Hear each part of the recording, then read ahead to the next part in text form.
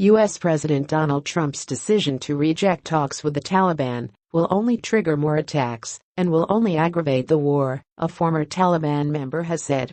Following a string of deadly assaults in the capital, Kabul, this month, Trump on Monday announced that Washington was not going to hold talks with the Taliban, which has been leading an armed rebellion since it was overthrown from power by U.S.-led forces in 2001.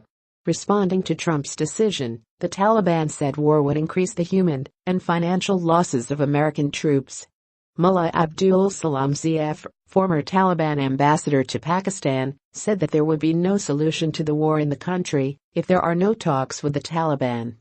U.S. decision to put pressure on the Taliban by fighting them will only result in more bloodshed. This matter needs to be resolved through proper dialogue. Zafar told Al Jazeera. We know that the Taliban will be fighting as they have been for the past decades, so what is important now is to listen more, talk more. Let this country decide for itself according to its own culture and religion. The U.S. will face failure if they decide to stay and fight more. Trump has committed an additional 3,000 U.S. troops to Afghanistan in recent weeks, bringing the total number of American troops in Afghanistan to about 14,000. Hiding the truth.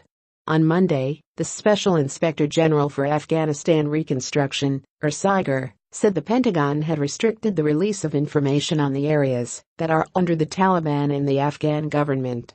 John Sopko, who leads the independent watchdog, wrote in SIGER's latest quarterly report that the request to classify more information was troubling. The implication is that I think the average American who reads our reports, or reads your press accounts of it, has no meaningful ability to analyze how his money or her money is being spent on Afghanistan. Sopko told Reuters news agency in an interview. The BBC News Network published a report on Tuesday showing that the Taliban are active in 70% of Afghanistan's districts, fully controlling 4% of the country, and demonstrating an open physical presence in another 66%.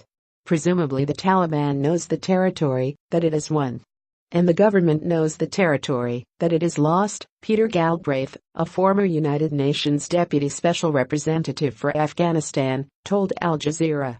The only reason to suppress this information in the SIGER report is to hide the truth from the American people.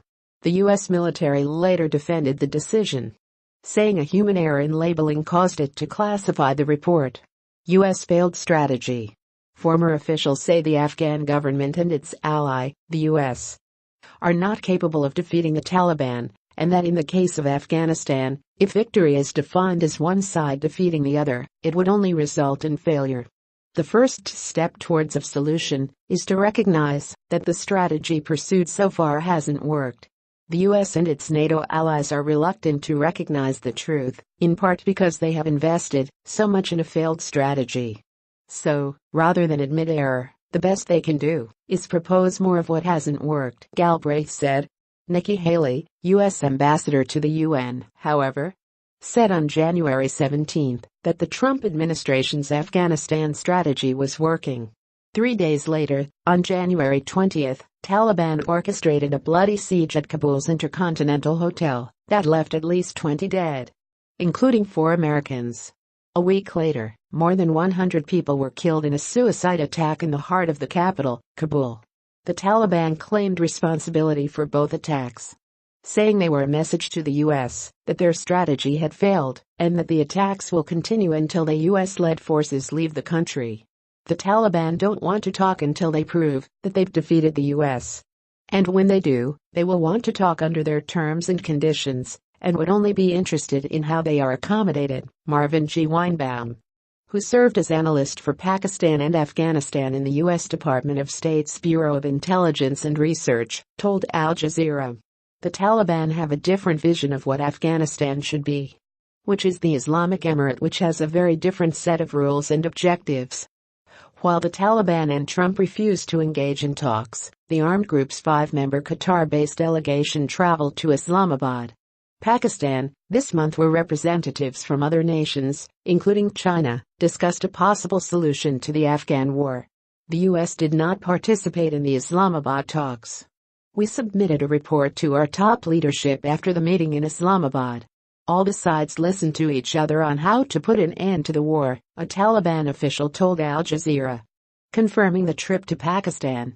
As part of the Trump administration's aggressive agenda to defeat the Taliban, Washington announced plans this month to suspend nearly $2 billion in U.S. security assistance to Pakistan.